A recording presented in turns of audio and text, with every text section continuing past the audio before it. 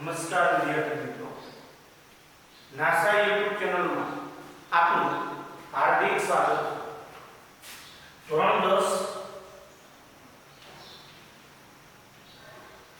વિજ્ઞાનની અંદર આપણે ગઈકાલે કંઈક એવો પ્રશ્ન ભણ્યા હતા કે અરીસાનું સૂત્ર 1/v વત્તા 1/u બરાબર 1/f सूत्र बताइए। ત્યાર પછીનો ટોપિક આવે છે અહીંયા 250 પૂરો થઈ પ્રકાશનું વક્રીભવન। હું તમને જે પીડીએફ મોકલું એ પીડીએફ ની અંદર વક્રીભવનના લગભગ 3-4 પ્રશ્નો છે, પણ આપણે અહીંયા વક્રીભવન કેમનું કન્ટિન્યુ રાખશું। તમને 4 પ્રશ્નો એક સાથે બનાવી દઈશ, તમારે ગોતી લેવાનો કે ભાઈ કયો પ્રશ્ન ક્યાંથી ચાલુ થાય અને ક્યાંથી પૂરું। સૌપ્રથમ તો અત્યાર સુધી આપણે ભણ્યા બધું શું હતું? પરાવર્તન। અહીંયા પરાવર્તનનો સંપૂર્ણ ટોપિક પૂરો થઈ ગયો। આપણા પ્રકરણનું નામ હતું પ્રકાશ, પ્રકાશનું પરાવર્તન અને વક્રીભવન। તો પ્રકાશ વિશે ભણી ગયા, પરાવર્તન વિશે ભણી ગયા, હવે બાકી આપણે એક જ શબ્દ ભણવાનો રહ્યો પ્રકાશનું વક્રીભવન। કેના દ્વારા પ્રકાશનું વક્રીભવન થાય? તો પહેલા તો વક્રીભવન એટલે શું ધોરણ 8 માં ભણી ગયા, તો પહેલા આવશે એની વ્યાખ્યા।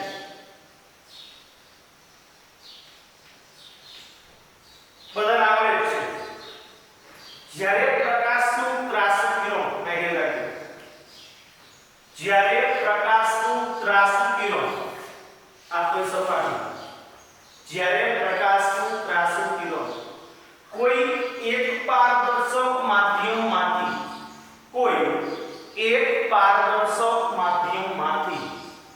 બીજા પારદર્શક માધ્યમમાં દાખલ થાય ત્યારે બે માધ્યમને જુદી પાડતી સપાટી આગળ સે વાંકું વળે અને તેના વેગમાં પણ ફેરફાર થાય, તો આ વાંકા વળવાની ઘટનાને પ્રકાશનું વક્રીભવન કહે છે। આ પ્રકાશનું કિરણ કેવું કિરણ? ત્રાસુ કિરણ। આ સપાટીને દોરેલો લંબ, આ સેજ કેવો વળશે? વાંકો વળશે। સપાટી દોરેલો લંબ। અહીંયા શું હોય? માધ્યમ એ, અહીંયા શું હોય? માધ્યમ બે। માની લો માધ્યમ 1 હવા, માધ્યમ 2 પાણી અથવા તો કાચ, તો આ પ્રકાશનું ત્રાસુ કિરણ કોઈ એક પારદર્શક માધ્યમમાંથી બીજા પારદર્શક માધ્યમમાં, પારદર્શક એટલે જેની આરપાર જોઈ શકાય એને શું કહેવાય? પારદર્શક કહેવાય। તો પ્રકાશનું ત્રાસુ કિરણ કોઈ એક પારદર્શક માધ્યમમાંથી બીજા પારદર્શક માધ્યમમાં દાખલ થાય ત્યારે બે માધ્યમને જુદી પાડતી સપાટી આગળ સે વાંકું વળે છે। આ ઘટનાને પ્રકાશનું વક્રીભવન કહે છે। બેસે મગજમાં, પ્રકાશનું ત્રાસુ કિરણ કોઈ એક પારદર્શક માધ્યમમાંથી બીજા પારદર્શક માધ્યમમાં દાખલ થાય ત્યારે બે માધ્યમને જુદી પાડતી સપાટી આગળ સે વાંકું વળે છે। આ વાંકા વળવાની ઘટનાને પ્રકાશનું વક્રીભવન કહે છે। બેસે મગજમાં આ વ્યાખ્યા। ધોરણ 8 માં આપણે પ્રશ્નો ભણી ગયા હતા, પ્રકાશનું વક્રીભવન એટલે શું સમજાવો અને તેના ઉદાહરણ યાદ કરો। અહીંયા તમે એક વ્યાખ્યા બોલો, આગળ બોલો। વક્રીભવનની વ્યાખ્યા આવડી રેડી? હવે કે વક્રીભવનના બે નિયમ, એમાં આ કિરણ કેવું કહેવાય? આપાત કિરણ। અને શું કહેવાય? આપાત કિરણ। આને કેવું કહેવાય? વક્રીભૂત કિરણ। આ કેવું કિરણ કહેવાય? વક્રીભૂત કિરણ। આ ખૂણો બન્યો છે, આને કહેવાય આપાત કિરણ।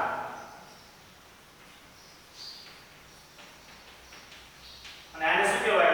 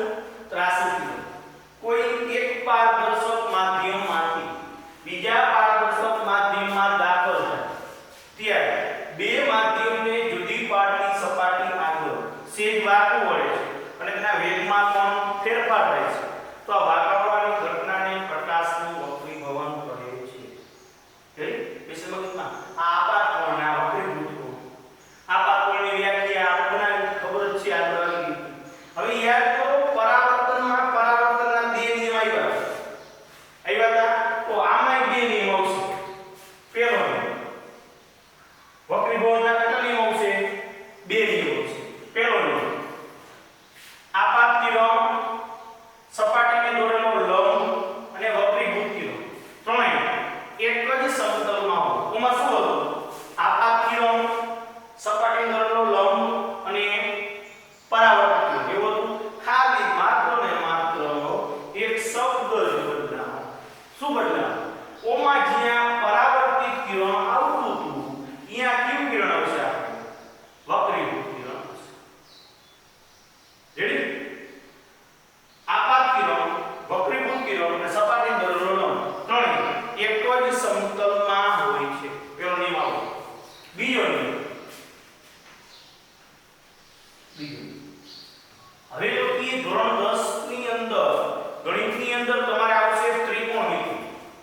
ત્રિકોણમિતિ અંદર તમારે કઈ ખૂણો દર્શાવવો હોય ને તો એને આ રીતના દર્શાવો. થીટા કહેવાય. શું કહેવાય? થીટા. રેડી? ઈ થીટા ની અંદર તમારે આવશે sin, cos, tan, cot, sec, cosec. આ બધા વિધેયો છે. રેડી? બીજો નિયમ આની ઉપર એ બીજો નિયમ એવો હોય કે આપાત કોણના sin અને વક્રીભૂત કોણના sin. એટલે આપાત કોણના sin એટલે sin θ i છેદમાં વક્રીભૂત કોણના sin એટલે sin θ r. એનો ગુણોત્તર કેવો હોય? અચળ. અચળ એટલે હરખો જ આવે. રેડી? એક જ હરખો આવે. પહેલી વાર 5 આવ્યો તો કિરણ આમ રાખો તો ભલે, આમ રાખો તો ભલે, ગમે એમ રાખો. ગુણોત્તર કેવો આવે? સરખો આવે. ગુણોત્તર કેવો આવે? સરખો અચળ આવે. અને જે આ ગુણોત્તર અચળ આવે, આ જે ગુણોત્તર અચળ આવે એને જ આપણે શું કહીએ? વક્રી ભવનાંક કહેવાય. શું કહીએ? શું કે આપણે વક્રી ભવનાંક. અને આ વક્રી ભવનાંક શું હોય? તો કે આ પ્રકાશનું કિરણ કેટલું વળશે. કોઈ પ્રકાશનું કિરણ તમે આપાત કર્યું કઈ ખૂણે તો ઈ કેટલા ખૂણે વક્રીભવન થાશે એનું માપ કોણ આપે? વક્રી ભવનાંક આપે. કોણ આપે એનું માપ? વક્રી ભવનાંક આપે માપ. કેનું? તો કે પ્રકાશના વક્રીભવન કેટલું થવાનું છે એનું માપ કોણ આપશે? વક્રી ભવનાંક આપશે. રેડી? બેસે મગજમાં. તો વક્રી ભવનાંકમાં આપણે આગળ વધતા જઈએ. વક્રી ભવનાંકમાં આગળ. રેડી? આને n કોણ બોલાય અને ઈટા પણ બોલાય. રેડી? આપણે n બોલશું અત્યારે. શું કીધું? આપાત કોણના sin અને વક્રીભૂત કોણના sin નો ગુણોત્તર કેવો રહે? અચળ. અને આ જે ગુણોત્તર અચળ રહે. રેડી? ઈ શું છે? વક્રી ભવનાંક. વક્રી ભવનાંક કેનો માપ આપે? તો કે કોઈ પ્રકાશનું કિરણ હોય ઈ કેટલું ટૂંકમાં વાકો વળશે એનું માપ કોણ આપશે? આ વક્રી ભવનાંક એનું માપ આપશે. બેસે મગજમાં આવે. રેડી? તો વક્રી ભવનાંકમાં પાછા બે વક્રી ભવનાંક આવે. એક સાપેક્ષ અને એક નિરપેક્ષ. કેટલા પ્રકાર વક્રી ભવનાંકના? બે. એક સાપેક્ષ અને એક નિરપેક્ષ. તો સાપેક્ષ વક્રી ભવનાંક એટલે શું અને નિરપેક્ષ એટલે શું?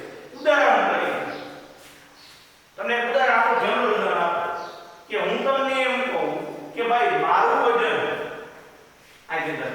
રેડી? નિરપેક્ષ એટલે શું? સાપેક્ષ એટલે શું?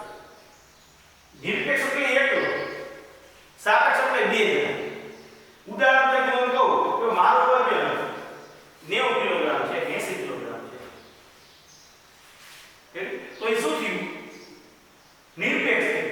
એમાં કેવી એકની વાત કરી? ખાલી મારા એકલાની જ મેં એમાં વાત કરી. એટલે કેવું થયું? નિરપેક્ષ. કેવું થયું? નિરપેક્ષ. તો સાપેક્ષ એટલે શું? તો કે મારા કેટલા જણાની વાત કરવાની? બે જણા. હું એમ કહું કે મારું વજન તમારા કરતા 40 કિલોગ્રામ વધારે છે. તો હું કહું કે મારું વજન તમારા કરતા 20 કિલોગ્રામ વધારે છે. તો એ શું થયું? સાપેક્ષ. શું થયું? સાપેક્ષ. બે મગજમાં સાપેક્ષ અને નિરપેક્ષ. તો ઉદાહરણ તરીકે હું એવું લખું, જો સાપેક્ષ તો ખાલી આમ જ હોય કે n1 n2 ખાલી એક જ આંકડો. આ n શું બતાવે? વક્રી ભવનાંક બતાવે. n શું બતાવે? વક્રી ભવનાંક બતાવે. તો આ એક આમ n1 લખ્યું હોય તો આને કહેવાય માધ્યમ 1 નો સાપેક્ષ નિરપેક્ષ વક્રી ભવનાંક. આમ લખ્યું હોય તો માધ્યમ 2 નો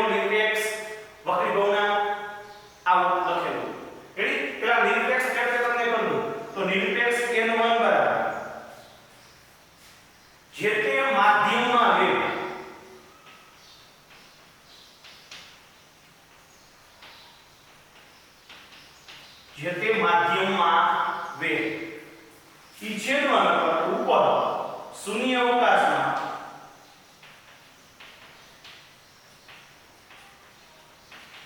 પ્રકાશનો વેગ બધામાં કેવો આવશે સરખો જ આવશે કેટલો આવશે પેલા દિવસે કીધું 3 × 10 ની 8 કીધું તો 3 × 10 ની 8 રેડી એટલે આયા આવ થવાનું કે n1 બરાબર c ના છેદમાં v1 અથવા તો n2 બરાબર c ના છેદમાં v2 જે માધ્યમનું તમે શોધતા હોય ને ઈ માધ્યમને હંમેશા છેદમાં રાખવાનો અંશમાં તો શું આવશે શૂન્ય અવકાશમાં પ્રકાશનો વેગ આવશે c ને કહેવાય શૂન્ય અવકાશમાં પ્રકાશનો વેગ કહેવાય છે c ને શું કહેવાય શૂન્ય અવકાશમાં પ્રકાશનો વેગ કહેવાય રેડી એટલે આ નિરપેક્ષ વક્રી ભવનાંકની વાત કરી નિરપેક્ષમાં કોઈ ન હોય એકલો હોય ટૂંકમાં નિરપેક્ષ એટલે વાંઢો નિરપેક્ષ એટલે શું થાય વાંઢો અને સાપેક્ષ એટલે કોઈ નહીં જોજો સાપેક્ષનો વાંઢો કોણ કે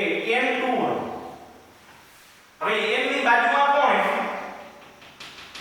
બગડો હે પણ આપણે કેવો વક્રી ગુણાંક શોધતા હોય બે બગડા પણ મારે બોલે એમ કે માધ્યમ 2 નો વક્રી ગુણાંક માધ્યમ 1 ની સાપેક્ષ જે n ની બાજુમાં હોય એનો વક્રી ગુણાંક શોધતા હોય અને જે એની બાજુમાં હોય એની સાપેક્ષે શોધતા હોય રેડી જે n ની બાજુમાં હોય એનો વક્રી ગુણાંક આપણે શોધતા હોય રેડી અને એની બાજુમાં હોય એની સાપેક્ષે હું આમ લખું કે n12 તો માધ્યમ 1 નો વક્રી ગુણાંક કેમ કે n ની બાજુમાં કોણ છે આ રેડી n ની બાજુમાં આ એટલે માધ્યમ 1 નો વક્રી ગુણાંક એની સાપેક્ષે માધ્યમ 2 ની સાપેક્ષે આ સૂત્ર લખવાનું જો n21 હવે n ની બાજુમાં કોણ છે બગડો છે તો છેદમાં શું આવશે v2 નો ઉપર શું આવશે v2 અહીંયા આવશે કે n12 તો n ની બાજુમાં શું છે 1 તો છેદમાં શું આવશે v1 ઉપર શું આવશે v2 એ ભાઈ યાદ રાખવાનું કે તમે જેનો વક્રી ગુણાંક શોધતા હોય ને ઈ ક્યાં આવે છેદમાં ક્યાં આવે છેદમાં અહીં બગડાંક શોધી તો બગડો છેદમાં અહીં એકાંક શોધી એકો ક્યાં છેદમાં વાસ્તવમાં વક્રી ગુણાંક છે શું તો કે બે પ્રકાશના વેગનો ભાગાકાર છે શું છે બે પ્રકાશના વેગનો ભાગાકાર અહીંયા કેટલો પ્રકાશનો વેગ છે અને અહીંયા કેટલો પ્રકાશનો વેગ છે બેનો ભાગાકાર કરો ને તો તમને શું મળી જાય વક્રી ગુણાંક મળી જાય શું મળી જાય તમને વક્રી ગુણાંક મળી જાય બે સેમાં માંગો રેડી એટલે ટૂંકમાં સાપેક્ષ વક્રી ગુણાંક અને નિરપેક્ષ વક્રી ગુણાંક સાપેક્ષ એટલે ટૂંકમાં એકબીજાની કેવા સાપેક્ષ છે નિરપેક્ષ એટલે કેવો કે કોઈ પણ એક સ્વતંત્ર કોઈ પણ એક કેવો સ્વતંત્ર એટલે શું કહેવાય નિરપેક્ષ વક્રી ગુણાંક કહેવાય સાપેક્ષની અંદર તમારે કોઈ પણ બે માધ્યમની ચર્ચા કરવાની હોય નિરપેક્ષની અંદર તમારે માત્ર ને માત્ર એક જ માધ્યમની ચર્ચા કરવાની હોય રેડી અહીંયા વક્રી ગુણાંક પૂરું થયું હવે આપણો એક મોસ્ટ આઈએમપી પ્રશ્ન જેને 5 માર્કમાં લઈ શકાય એવો પાર્શ્વીય સ્થાનાંતર નામનો એક પ્રશ્ન છે રેડી પણ એના માટે તમને પહેલા તો આખી આ વસ્તુ મગજમાં હોવી જોઈએ રેડી આ બધી વસ્તુ મગજમાં હોય તો અને તો જ માત્ર તમને ઈ પ્રશ્ન મગજમાં બેસે રેડી એટલે ટૂંકમાં આ વસ્તુ